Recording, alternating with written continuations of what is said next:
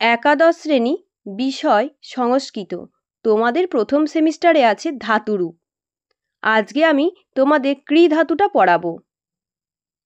তোমাদের আগের ভিডিওতে আমি ভূ এবং গম ধাতুটা পড়িয়েছি, তার লিঙ্ক এই ভিডিওর ডেসক্রিপশন বক্সে দিয়ে দেব। তার সঙ্গে বলে রাখি যে ধাতুরূপ থেকে আমার এমসিকিউ প্রশ্ন দেওয়া হয়ে গেছে, তার লিঙ্ক আমি এই ভিডিওর ডেসক্রিপশন বক্সে দেব। এরপর পড়াই, চলো। ক্রি ধাতু। ক্রি ধাতুর অর্থ করা। কিভাবে ধাতুরূপটা পড়তে হবে দেখো। করতি, কুরুত, কুর্বন্তি, করসি, কুরুথ, কুরুথ, করমি, কুর্ব, কুর্ম। লং।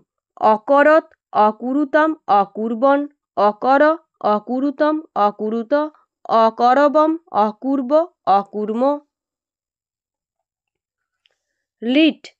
করিষ্যতি, করিষ্যত, করিষ্যন্তি, করিষ্যসি, করিষ্যথ, করিষ্যথ, করিষ্যামি, করিষ্যাব, করিষ্যাম। এইভাবে পড়তে হবে। তোমাদের প্রথম সেমিস্টারে থাকবে এমসিকিউ প্রশ্ন। ক্রি ধাতু থেকে কেমন ধরনের প্রশ্নগুলো থাকতে পারে দেখো।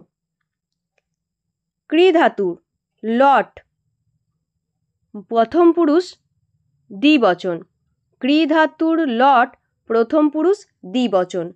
সঠিক উত্তরটি হবে দেখো কুরুত। এটা দ্বিবচন, আবার প্রথম পুরুষের লাইন, এটা কুরুত। আবার এই ধরনের প্রশ্নও থাকতে পারে। অকুর্বন পদটির ব্যুৎপত্তি নির্ণয় করো। অকুর্বন। ক্রি ধাতুর লং প্রথম পুরুষ বহুবচন। এইভাবে প্রশ্নগুলো থাকবে।